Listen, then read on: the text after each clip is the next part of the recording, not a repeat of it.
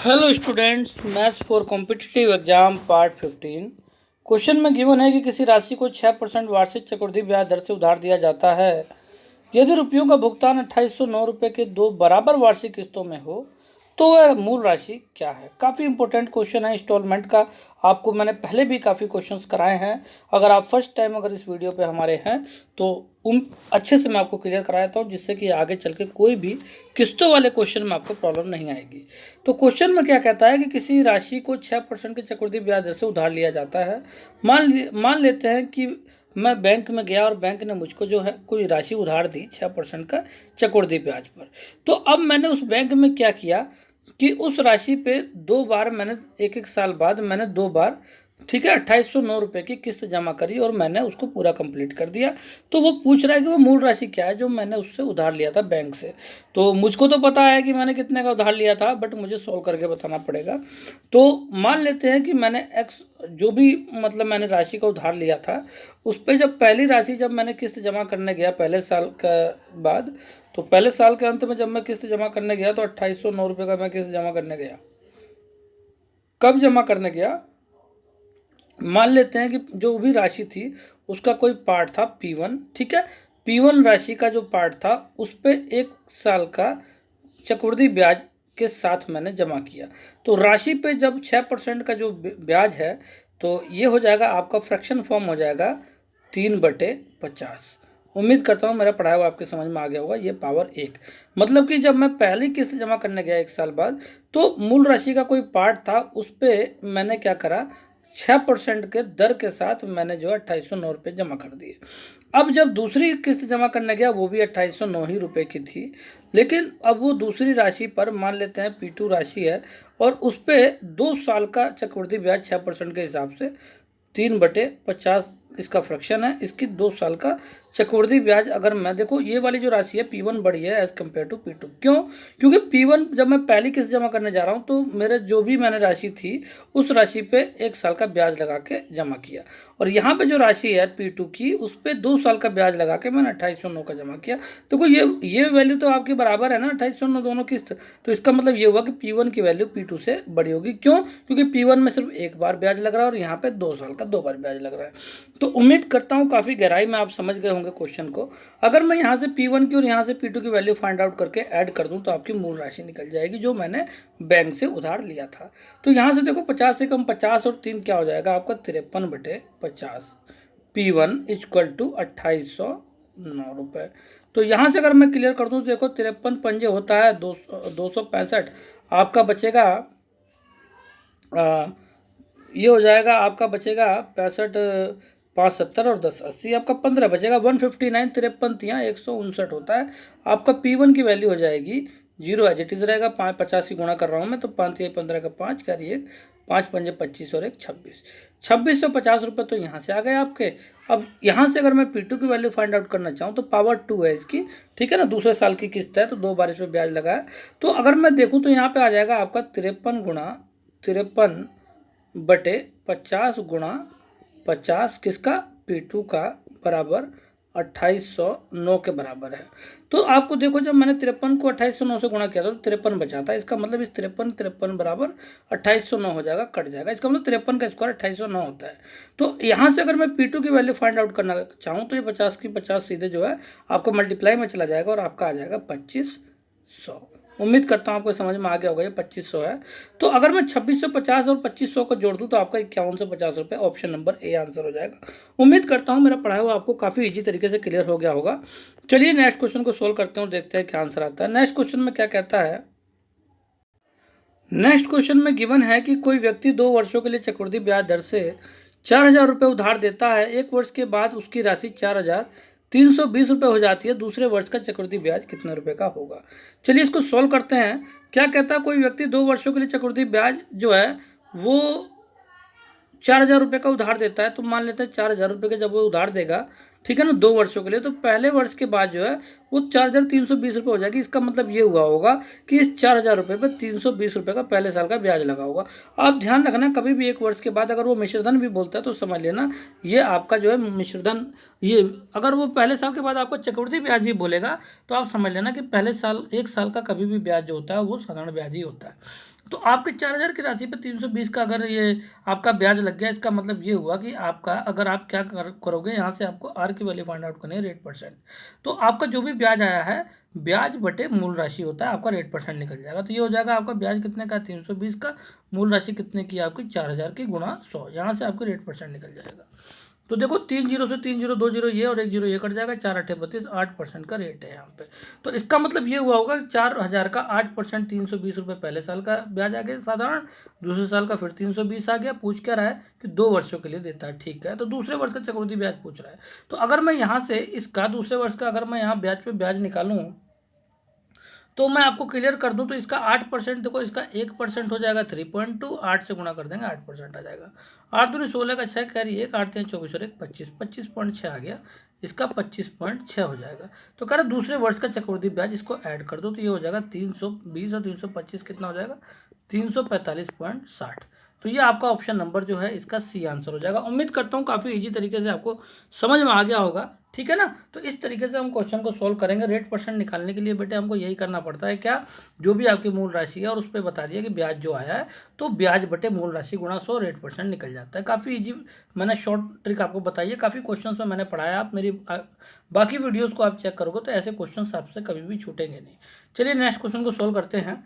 कह रहा है कि चक्रवृद्धि ब्याज की दर से जमा किया गया 8,000 रुपये 1 वर्ष बाद 9,200 रुपये हो जाता है। अब एक बात बताओ भाई, 8,000 रुपये की राशि है और 1 वर्ष बाद कितनी हो गई, 9,200, इसका मतलब 1,200 का ब्याज लग गया इस पर, तभी तो 9,200 हुई होगी। तो पहले साल ही जो ब्याज है वो 1,200 का लग गया है। तो फिर मैंने आपको बताया था रेट कैसे निकलेगा, रेट निकलेगा आपका ब्याज कितने का है, 1,200 का, और किस पे है, 800 रुपये पे, 8,000 रुपये पे, गुणा 100। तो यहाँ देखो 2 जीरो से 2 जीरो ये कट जाएगा, ये जीरो यहाँ से कट जाएगी, ठीक है, 3 जीरो खत्म हो गए। आपका 8 से काट देते हैं तो 8 एकम 8, 8 पंजे 40, 15% का रेट आ गया, ठीक है। तो 15% है, ये ध्यान रखना। तो आर इक्वल टू 15% है, मैं इधर लिख देता हूँ, कोई दिक्कत तो नहीं। तो 15% आपकी वैल्यू यहाँ से आ जाएगी। तो इसका मतलब ये हुआ 8,000 का 15% 1,200 रुपये होता है। तो कह रहा है कि 3 वर्ष के अंत में राशि कितनी हो जाएगी। तो मैं आपको बता दूं, तो 1,200 की दूसरे साल भी इसके साधारण ब्याज लगेगा और तीसरे साल भी इतने का लगेगा। तो इसका अगर मैं 15% निकालूँ तो इसका 1% होगा 12, 15 से गुणा कर दो। तो 15 दूनी 30 का जीरो कार्य 3 15 का 15 और 3 18, 180 रुपये का ब्याज यहाँ पे लग रहा है आपका। फिर इसी का तीसरे साल 180 रुपये का ब्याज लगेगा, और इस 1,200 का 180 का तीसरे साल यहाँ लगेगा। और इसका अगर मैं 15% निकालूँ, ठीक है ना, तो इसका 1% हो जाएगा 1.8, 15 से गुणा कर देंगे तो 15 अट्ठे 120 का जीरो कैरी 12, 15 एकम 15 और 12 27, तो 27 रुपये का यहाँ से इस पर ब्याज लग गया। कह रहा है कि 3 वर्ष के अंत में वह राशि कितनी हो जाएगी। तो 8,000 तो ये हो गए, 12 दूनी 24, 12 3600 ये होगा। तो 8,000 और 3600 कितना हो गया, 11,600 रुपये, ठीक है। और इसको जोड़ लेते हैं, 18 दूनी 36, 18 54, 540 ये और 27 ये, तो ये हो जाएगा 567, 6 और 7, 567, ठीक है। तो 11,600 में अगर मैं 567 जोड़ दूँ तो 7 ऐसी रहेगा और ये 6 ऐसी रहेगा, 6 5 11 का 1 कैरी 1, ये हो जाएगा 12,167, जो इसका ऑप्शन नंबर बी आंसर हो जाएगा। उम्मीद करता हूँ काफ़ी इजी तरीके से आपको समझ में आ गया होगा। चलिए नेक्स्ट क्वेश्चन को सोल्व करते हैं और देखते हैं आंसर क्या आता है। कह रहा है एक आदमी एक स्कूटर इस शर्त पर खरीदता है कि वह 24,000 रुपये तत्काल भुगतान करेगा, तब बची राशि को 5% वार्षिक चक्रवृद्धि ब्याज दर से ब्याज से 2 वर्ष बाद 10,584 रुपये के रूप में भुगतान करेगा। स्कूटर की मूल कीमत क्या थी। अब एक बात बताओ, 24,000 रुपये तो उसने तत्काल जमा कर दिए स्कूटर के, और बाकी रुपए जो भी बचे हैं स्कूटर का, मान लेते हैं कि स्कूटर की कीमत हमें नहीं पता, जो भी कीमत होगी तो उसने पहले 24,000 तो जमा ही कर दिए, और जो भी कीमत बची होगी उस स्कूटर की, मान लेते हैं x रुपये की कीमत बची है, तो उस x रुपये की कीमत अगर मैं उस 24,000 में जोड़ दूंगा तो स्कूटर की मूल कीमत निकल जाएगी। तो जो बची हुई कीमत है उस पर कह रहा है कि बची हुई कीमत पे वो 5% के चक्रवृद्धि ब्याज दर से 2 वर्ष बाद वो ब्याज सहित जमा करता है 10,584 रुपये। तो इस बची हुई कीमत पे क्या कहता है कि वो 5% का ब्याज ले रहा है 2 साल का, तो इसका हो जाएगा 5% का फ्रैक्शन होता है 1/20, इस पर 2 साल का ब्याज लग गया, ठीक है ना। ये जो बची हुई जो कीमत है इस पर 5% का ब्याज लग गया 2 साल का, और वो 10,584 रुपये का बराबर हो गया। यहाँ से अगर मैं एक्स की वैल्यू निकाल दूँ ना, तो वो बची हुई कीमत आ जाएगी स्कूटर की, और उसमें 24,000 में अगर मैं ऐड कर दूंगा तो स्कूटर की मूल कीमत आ जाएगी। तो यहाँ से अगर मैं आपको क्लियर कर दूँ तो ये हो जाएगा 441/400x, ठीक है ना। 21 का स्क्वायर 21/20 हो जाएगा, तो 21 का स्क्वायर 441 और 20 का स्क्वायर 400, ये हो जाएगा आपका 10,584। तो तो यहाँ से मैं बताऊँ तो 21 दूनी 42, 21 से कम 21, और यहाँ से 21 से काट दूँ 21 पंजे 105, जीरो लगा देंगे, 21 चौका 84 हो जाएगा। ठीक है, फिर 21 से काट देते हैं, 21 दूनी 42, 21 चौका 84। तो यहाँ से देखो x बराबर 24 चौका कितना होता है 96, और 2 जीरो आपका है। तो 9,600 रुपये का जो है यहाँ से इस स्कूटर की जो है बची हुई कीमत निकल गई। अगर मैं इस 24,000 में अगर मैं 9,600 जोड़ दूँ तो आपको पता चलेगा 24,000, 10,000, 34,000 होता है, तो 9,600 है, तो ये हो जाएगा 33,600 रुपये। तो स्कूटर की कीमत जो है इसका ऑप्शन नंबर सी आंसर है। उम्मीद करता हूँ आपके समझ में आ गया होगा। चलिए नेक्स्ट क्वेश्चन को सोल्व करते हैं। नेक्स्ट क्वेश्चन में क्या कहता है, कोई राशि चक्रवृद्धि ब्याज दर से 4 वर्षों में 25% से बढ़ जाती है। यदि एक्स और वाई दो राशियों को क्रम से 8 वर्ष तथा 12 वर्ष के लिए उधार दिए जाए तो मिश्रधन समान होंगे। एक्स तथा वाई के बीच अनुपात क्या है। एक बात बताओ भाई, कोई राशि एक्स है, ठीक है, 4 वर्षों में 25% से बढ़ जा रही है, तो मान लो 4 वर्ष बाद वो कितनी हो गई होगी, खुद की 5/4 हो गई होगी। ठीक है, तो 8 वर्ष बाद वो कितनी हो जाएगी, फिर उसकी 5/4 हो जाएगी। ठीक है ना, तो उसकी हम जो भी उसकी गुनी हो जाती है उसको हम गुणा कर देते हैं। तो 8 वर्ष बाद तो ये हो गई, और कह रहा है कि मिश्रधन समान होंगे, तो इसका 8 वर्ष के बाद की मिश्रधन, और मान लेते हैं कोई राशि वाई है, इसकी अगर 4 वर्ष बाद ये 5/4 खुद का हुआ होगा, तो 8 वर्ष बाद फिर ये 5/4 हो गया होगा, फिर 12 वर्ष बाद फिर 5/4 हो गया होगा। तो मैं क्लियर कर दूँ तो 5/4 से 5/4 बोथ साइड खत्म होगा। ठीक है ना, तो आपका अगर मैं y को नीचे ले लूँ तो x/y आ जाएगा बराबर 5/4 बचेगा। तो इसका x/y की वैल्यू कितनी आ चुकी है, 5/4। ऑप्शन नंबर ए आंसर है। काफ़ी ईजी तरीके से मैंने इस क्वेश्चन को सोल्व करा दिया है, बिल्कुल ही ईजी तरीके से। चलिए नेक्स्ट क्वेश्चन को सोल्व करते हैं। नेक्स्ट क्वेश्चन में क्या कहता है, कम से कम कितने पूर्ण वर्षों में 40% वार्षिक चक्रवृद्धि ब्याज दर से कोई राशि 2.5 गुने से अधिक हो जाएगी। 2.5 गुने से अधिक मतलब मान लेते हैं कि कोई राशि 100 रुपये की है और उस पर 40% का ब्याज लग रहा है, और हमें नहीं पता कितने साल के बाद वो 2.5 गुने से अधिक होगी। 2.5 गुने से अधिक कब होगी, जब वो राशि खुद की टोटल 250 से अधिक हो। ठीक है ना, 100 का 2.5 गुना 250 होता है। ठीक है, तो अगर मैं इसका 40% पहले साल का देखूँ तो 40 रुपये हो जाएगा। भाई 100 का जितना परसेंट होता है उतने रुपये ही हो जाते हैं। तो 100 का 40%, 40 रुपये पहले साल के लिए साधारण ब्याज, दूसरे साल के लिए और तीसरे साल के लिए चक्रवृद्धि ब्याज की बात करता है। तो अगर मैं ब्याज पर ब्याज चढ़ा दूँ, तो अगर मैं इसका 40% चढ़ा दूँ तो इसका 10% 4 हो जाएगा 40 का, और 4 से गुणा कर दूंगा 40% आ जाएगा 16 रुपये। तो 16 रुपये यहाँ से आ गए। तो अगर मैं 2 साल की बात करूँ तो 100 ये और 86 ये, तो क्या आपका 250 से ऊपर होगा, नहीं। तो अगर मैं तीसरे साल लेके चलूँ तो इसमें फिर ये 16 रुपये जुड़ जाएंगे यहाँ पे, फिर 16 रुपये जुड़ जाएंगे, फिर 16 का 40% जो भी होगा देखेंगे बाद में, इसकी ज़रूरत नहीं है हमको। ठीक है ना, काफ़ी पॉइंट वाली वैल्यू है, इसकी ज़रूरत नहीं है। तो अगर मैं आपको क्लियर कर दूं तो देखो 100 तो ये है ही पहले से, और 120 ये होगा, कितना होगा 220, और 16 दूनी 32, 16 48, 250 से ऊपर होगा, नहीं होगा टोटल मिला के। तो इसका मतलब 3 साल में जो है 2.5 गुने से अधिक हो जाएगी। ठीक है ना, कम से कम 3 साल तो चाहिए, इससे कम में नहीं हो पाएगा। तो इसका आंसर आ जाएगा। ठीक है ना, तो 3 पूर्ण वर्षों में जो है आपका इसका आंसर आ जाएगा। नेक्स्ट क्वेश्चन को सोल्व करते हैं। क्या कहता है कि एक राशि को चक्रवृद्धि ब्याज दर पर उधार दिया जाता है, यदि पहले 2 लगातार वर्षों का ब्याज 450 रुपये और 477 रुपये है, तो वो राशि क्या है। भाई मान लेते हैं वो राशि P रुपये की है, और 2 साल में पहले जो ब्याज है वो 450 का है। तो पहला ब्याज तो साधारण ब्याज है, तो दूसरा भी ब्याज साधारण ब्याज ही होगा 450 का दूसरे साल का। तो अगर 477 हुआ है तो इसमें कितना जोड़ा, 477 हो जाए, 27 जोड़ देंगे। तो इसका मतलब ये हुआ कि पहले जो साधारण ब्याज है ना, वो पहले साल का, उस पर जो 27 रुपये का जो है ब्याज लगा है ब्याज पे। तो यहाँ से अगर मुझे उस राशि को फाइंड आउट करना है तो पहले चेक करेंगे कि इसका परसेंट क्या है। रेट परसेंट निकालने के लिए मैंने बताया था आपको, अगर आपके पास ये है तो ये बटे ये हो जाएगा। ठीक है, अगर आपके पास ये है तो ये बटे ये हो जाएगा। ठीक है, तो आपके पास ये वैल्यू पहले से गिवन है, तो रेट परसेंट हो जाएगा आपका 27/450 गुणा 100। यहाँ से रेट परसेंट निकल जाएगा, 0 से 0 कट जाएगा आपका, और ये हो जाएगा 5 दूनी 10, ये हो जाएगा 5 नीम 45, 9 तियाँ 27, और 3 दूनी 6। तो 6% रेट परसेंट आ गया है। तो कह रहा है वह राशि क्या है, तो इसका मतलब इस राशि का 6% 450 के बराबर है। तो P का 6% क्या हो जाएगा, 6/100। वो किसके बराबर है, आपके 450 के बराबर है। तो P से काट देता हूँ, ये 6 से काटता हूँ, तो 6 6 36, 6 7 42, और 6 5 30। तो P की वैल्यू 75 की 100 से गुणा कर देंगे, 7500 आंसर आ जाएगा, जो इसकी राशि है। इसका ऑप्शन नंबर बी आंसर हो जाएगा।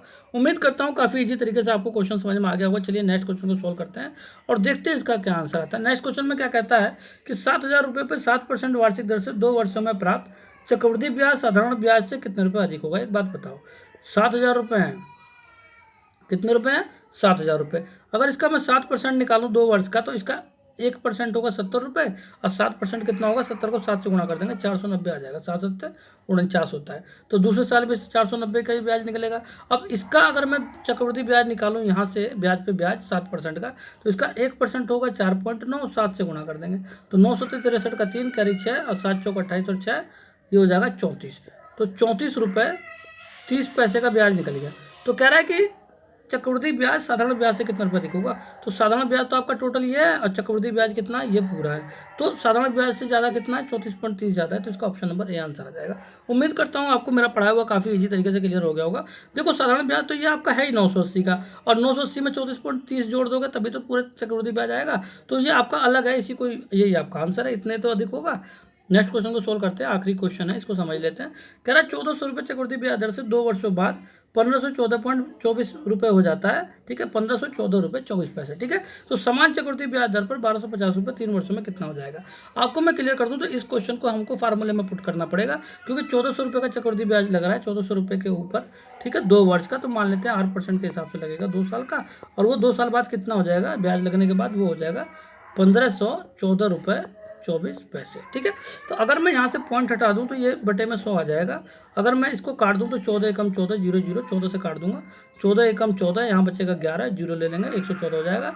तो 14 6 84, 1498, 14 8 112, 8 बार में हो जाएगा। ठीक है, आपका हो जाएगा ये आपका 14 8 112, 2 बचेगा, तो 14 कम 14 आपका 8 बचेगा, 14 5 70, 14 6 84, 6 बार में चला जाएगा। तो आपको अगर मैं इसको 4 से काट दूँ तो देखो 4 25 टाइम में 100 होता है, 4 से काट दूँ इसको तो ये देखो 4 दूनी 8 हो जाएगा, आपका बचेगा कितना 2, 4 7 28 हो जाएगा, जीरो ले लेंगे, 4 चौक 16 हो जाएगा। तो देखो 2700 4 बटे ये 100 बटे में आ जाएगा, तो ये हो जाएगा 2500। ठीक है, ये क्या हो जाएगा आपका 1 + r/100 की पावर 2। ठीक है ना, तो अब देखो 2704 जो होता है ना, ये 52 होता है, 52 की पावर 2, और ये होता है 50 की पावर 2। तो इन दोनों की पावर 2 हो जाएगा 1 + r/100 की पावर 2। ठीक है, उम्मीद करता हूँ आपको समझ में आ रहा होगा, पावर से पावर खत्म हो जाएगी।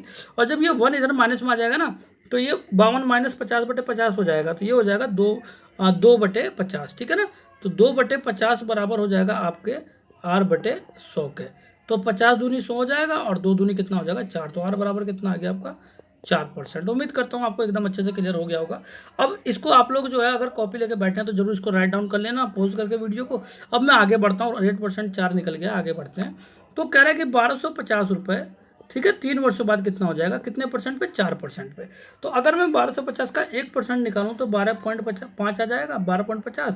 तो 4 से गुणा कर दूँ तो 4% आ जाएगा, 1% तो 12.50 होगा ना। तो ये हो जाएगा 12 दूनी 24, 25 चौका 100, 25 दूनी 50, 50 दूनी 100। तो ये हो जाएगा, देखो 12.5 का दुगुना होता है कितना 25, और इसका दुगुना हो जाएगा फिर 50, तो ये 50 ही आ जाएगा। वैसे मैं गुणा करके बता दूँ, देखो 0 4 5 20 का 0 कैरी 2, 4 दूनी 8 2 10 का 0 कैरी 1, 4 कम 4 50 आगे नहीं आ गया। तो 4% जो है 12.5 का 50 हो जाएगा। तो इसका 50 हो जाएगा पहले साल का साधारण ब्याज, दूसरे साल का भी इतना ही हो जाएगा, तीसरे साल का भी इतना होगा। कह रहा है कि चक्रवृद्धि ब्याज दर पर कितना होगा। तो इस पर अगर मैं ब्याज निकालूँ 4%, तो इसका जो है 4% हो जाएगा, इसका 1% होगा 0.50, और 4 से गुणा कर दूंगा तो आ जाएगा 2। ठीक है ना, मतलब 50 पैसे का 4 गुना 2 रुपये होते हैं। तो 2 यहाँ से 2 यहाँ से 2 यहाँ से, और फिर इसके बाद इसके निकालने की जरूरत नहीं है, लगभग में आंसर आ जाएगा। तो अब एक बार बताओ, 1250 तो ये और 150 ये, ठीक है ना, तो ये हो जाएगा आपका, ये हो जाएगा 1400, तो यही होगा। ठीक है ना, और 6 रुपये ये, तो 1406 रुपये हो गए, तो 1406 पॉइंट समथिंग हो जाएगा। इसका ऑप्शन जो है आपका बी आंसर। उम्मीद करता हूँ मेरा पढ़ा हुआ आपको एकदम अच्छे से क्लियर हो गया होगा। Okay students.